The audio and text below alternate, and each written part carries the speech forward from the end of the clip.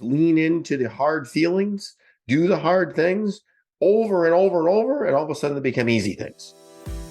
We all have or had some level of pain and hurt in our lives, right? We can't avoid pain or hurt. However, we can control how we deal with it and how quickly we get back up, learn, and move forward, a better person than before. Kelly Siegel knows all about pain and hurt, as he describes in his best-selling book and memoir, Harder Than Life. And today, Kelly is taking us on his personal journey from poverty, addiction, and violence to creating the exceptional life he has today. Kelly is creating change and making a difference by helping coach others to sobriety, making donations to several important charities, as his passion and mission is all about giving back. Wouldn't we all like to create change in our lives?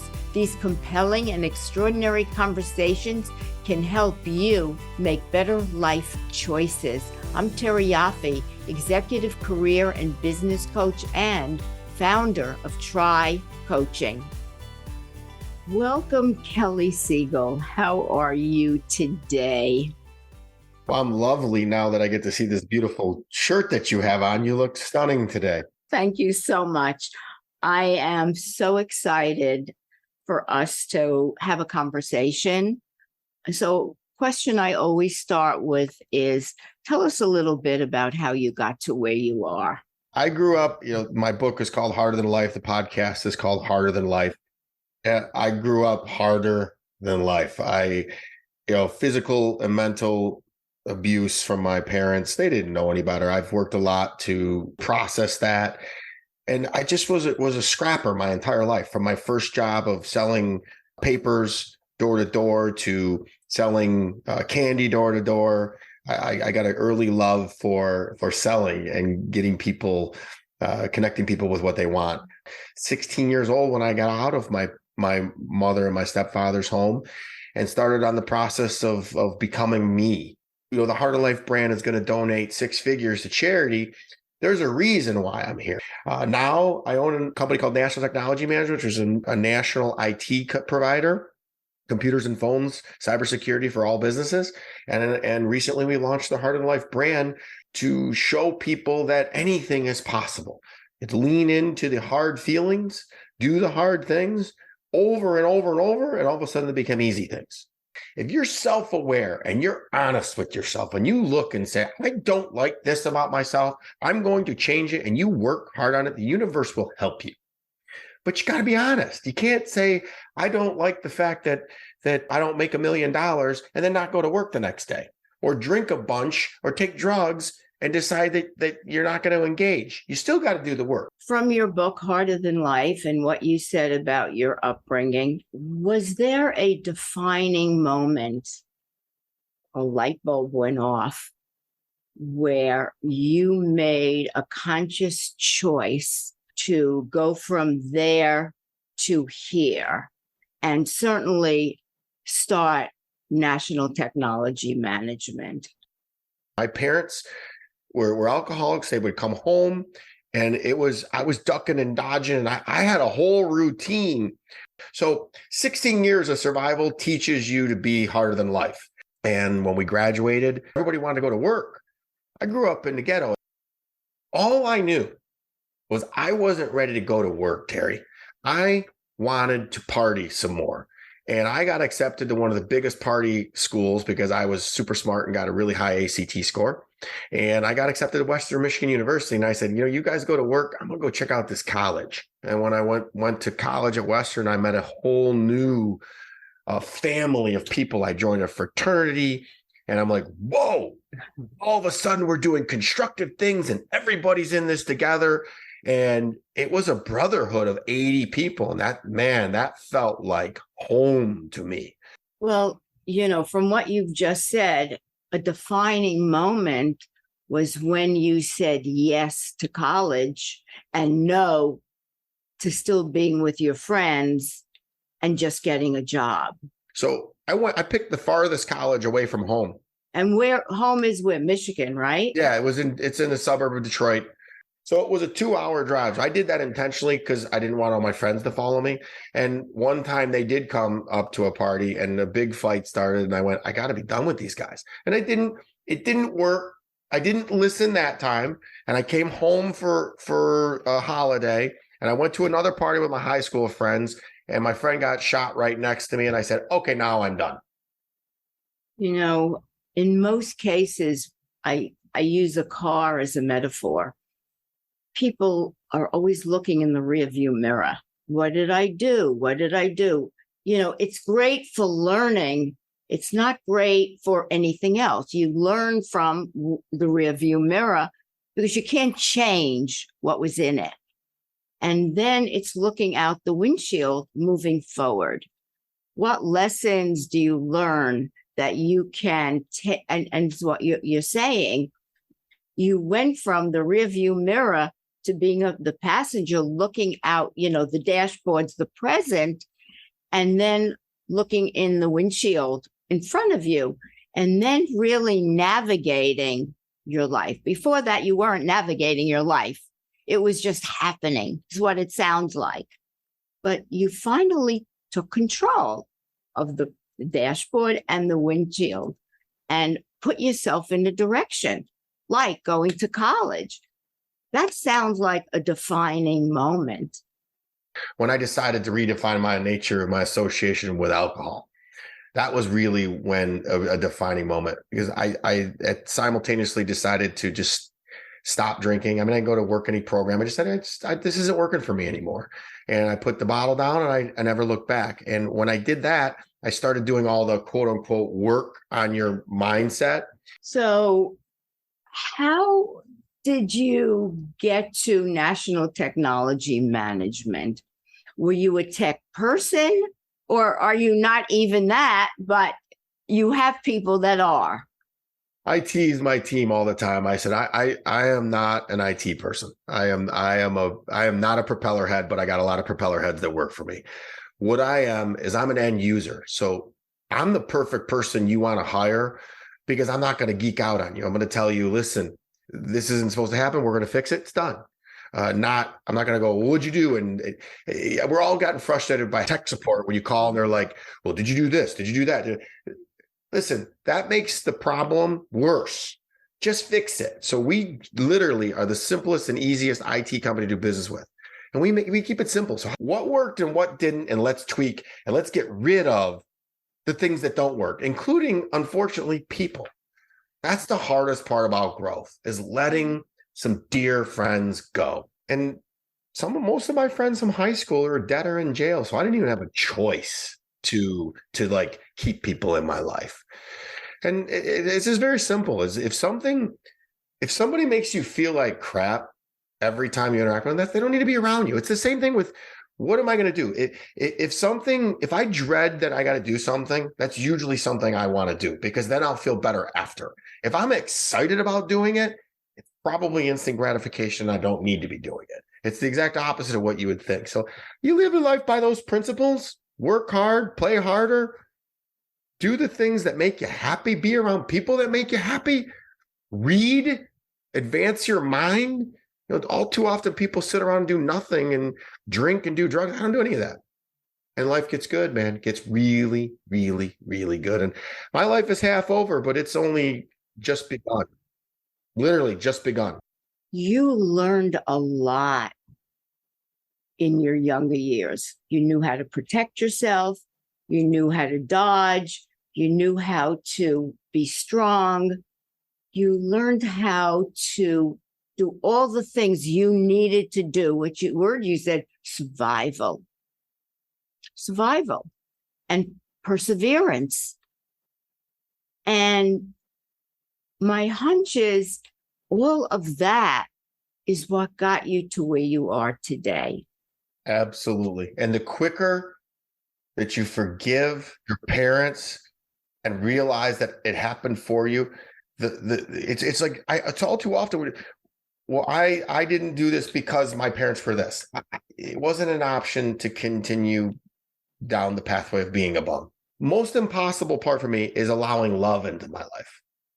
And whether it be romantic love or whether it be your love, I was taught never to trust it because the people that were supposed to love me did it in a real messed up way. And it wasn't until very recently that I realized I had a wall up that blocks love. And I worked very hard to bring that down. So, I do all these amazing things. I build my body. I'm halfway handsome. And I wonder, why am I alone? But there's a lesson here that I got to learn, which is be comfortable being alone. Because when I was in high school and college, anytime I was with my group of friends, we were doing destructive things, meaning we picked up some harmful habits. You talk about your background and where you are today. You have created an amazing life for where you've been, and kudos. And I say that with heart and love. Tell us about creating change and making an impact and making a difference. I know you give back in many, many ways. So perhaps you will share with us how you do that. What was the impetus for that? Because, with everything you've achieved, it's more about mission and purpose than money and wealth and everything else that goes with it. Your houses, your life. In everybody's life, in everybody's family, there's one person to that's going to disrupt. And I'm that person. I'm the person that's going to create a legacy. And I don't know why. I can't explain to you why. It's just something that is a burning desire in my life. This is why I'm not a coach. I cannot teach people my desire to succeed and to win. It probably has something to do with the surviving as a child. Mm-hmm. That 16 years of surviving now put me through where I just want to thrive more than I want to breathe. So at the end of the day, I want the Siegel last name to be synonymous with some sort of legacy that did really, really, really well. And the charities that we donate to, 2 of them happen to be children's charities, and one of them has to be as a narcotics addiction facility. So we give right to things that we feel very passionate about. And hopefully that's also why I build my body, because a lot of young children like to look at me well, how'd you do that? And they immediately get attracted to me and want to talk. And then I can start asking them questions about, what they want to do in life, and I can inspire them. We're going to inspire, we're going to model, we're going to educate. You also, I think, work with people on sobriety. Is that fair? Is that accurate? I'm modeling behaviors this was one of the unintended consequences. And I'm not by all means an expert at this. And I tell everybody, I would not recommend doing things the way that I do it. So yes, I do a lot of inspiring for it. It's a passion of mine. I have pulled back a little bit only because when I get real strong, I believe that alcohol is poison. You can look at Andrew Huberman, and there's a lot of new studies that you're 7 times more likely to get cancer if you drink 3 or more cocktails a week. We're just now starting to find out how bad this is for us. And if it's for the sole purposes to fit in or to feel better, why don't we make our own tribe, find a belonging, and then feel better on our own? That's the little thing that I tell people about. Is I used to drink because it would numb the demons that would allow me to be the person that I am today. Well, now I've addressed those demons, and I'm that person all the time without alcohol. Many times I'm out with people that are drinking in big groups, and they're like, "Oh my God, I'm so hungover." Like, "Are you hungover?" I'm like, "I don't drink." And they're like, "What? You were all over the bar last night." Yeah, I meet everybody and I have fun. I do what I used to do, drink sober, what I used to do drunk. But I remember every part of it, and I have my money. I have my cars, I know where they're at, and I don't do anything stupid. So I would invite people that are thinking about drinking, what has alcohol done for you? What has it really done for you? Have you made some amazing decisions while you were drinking? Have you all of a sudden profoundly figured out your problems when you were drinking? No, you're just kicking the can down the street. It is not helping you. Now, I get to quiet those voices in our head, and there's cannabis for that. There's Xanax for that. At least you're not going to get any other problems, any other collateral damage that comes with drinking. So I just teach people to lean into their fears. Usually it's an inner child, a wound, as being a coach. It's something that your ego is telling you that is probably wrong, some sort of limiting belief. And once that light bulb goes on, you talk about that light bulb. Once that light bulb went on for me, like, oh my goodness, I drank for all fake reasons that were not true. And once I addressed that, I never wanted to go back. I have a zero desire to drink. Zero. Never. So yes, I do help people. And I think that's gonna start ramping itself up, because I think in the next 10 years, it's gonna be like smoking. People are not going to be drinking in 10 years. It's going to be, oh, gross, you drink? Ugh. Well, but also smoking and weed and whatever you want to call it is not that healthy either on a full-time basis. I mean, I walk in the street and see these young teenagers with joints in their mouth, passing it around. And look, I'm very open-minded. I'm not a prude in any way.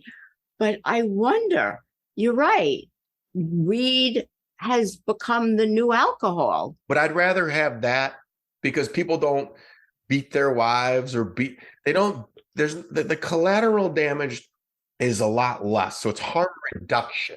Now, am I going to sit there and talk to them about leaning into their feelings? Feeling is healing, man. So that's the quickest way to fix this. But you know as well as I do, being a coach, it's so much easier to just tap out at the first sign of discomfort. Oh my God, things aren't going my way. Let me smoke. Let me take this edible. Let me smoke this weed. Let me take this drink. Well, here's the newsflash. Maybe it's the universe is redirecting you to something better. Moderation is everything. I agree 100%. So, whether you're drinking or smoking or whatever you use, everything is okay in some form of moderation. You said so many wonderful things, really. It's been unbelievable. What's one tidbit or one takeaway that you want to have our listeners know, even though you've said a million? Oh, there's so many. If a poor kid from my upbringing can redefine his life, so can you. It's literally, and it has to be with a positive mental attitude and desire to just do better. Yes. Shifting your mindset. And it's just also I believe together we rise, and being kind and compassionate in this world, and understanding and communicating with vulnerability is ridiculously cool and sexy to me. Instead of holding back and saying what you really feel, say it. I have no problem telling you that I'm so envious of all the pictures behind you of your family. I have a small family. I have very little, and that's why I did a lot of things. But I will build one. I will find someone that is on my level, that does the work like I do, and I'll build my family. But most people wouldn't admit that. I got to be a tough guy. No, I don't need to be a tough guy. I am who I am.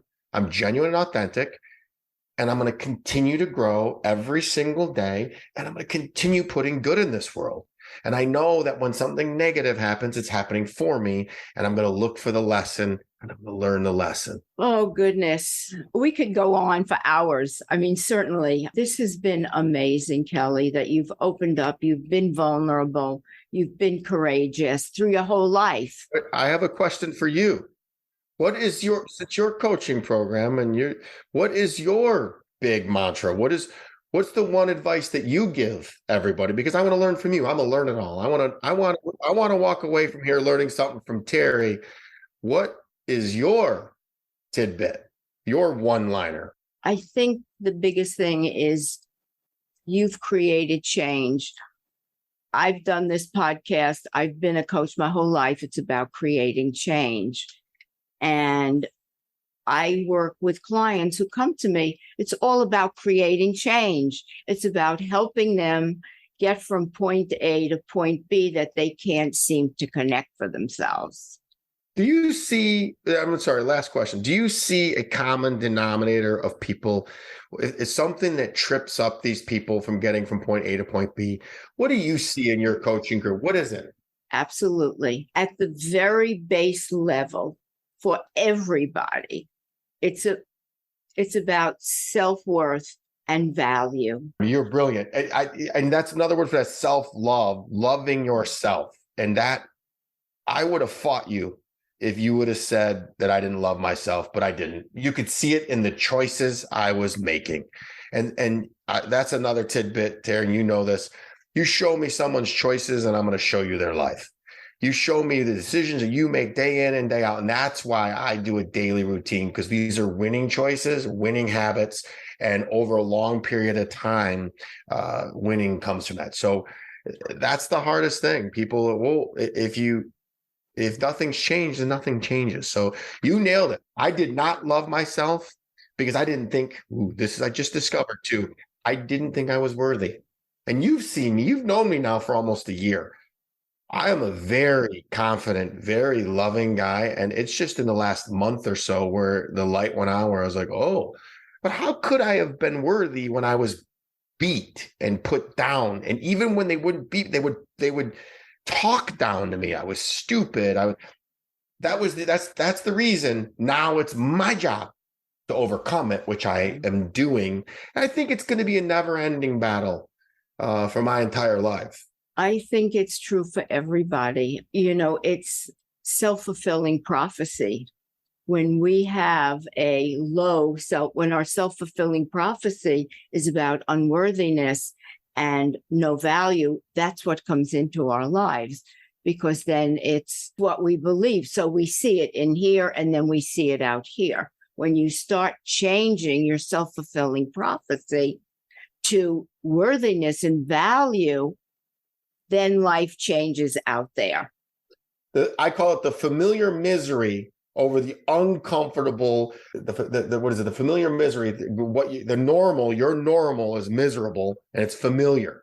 It's the uncomfortable change that scares the crap out of people. My word is get comfortable being uncomfortable. You know what?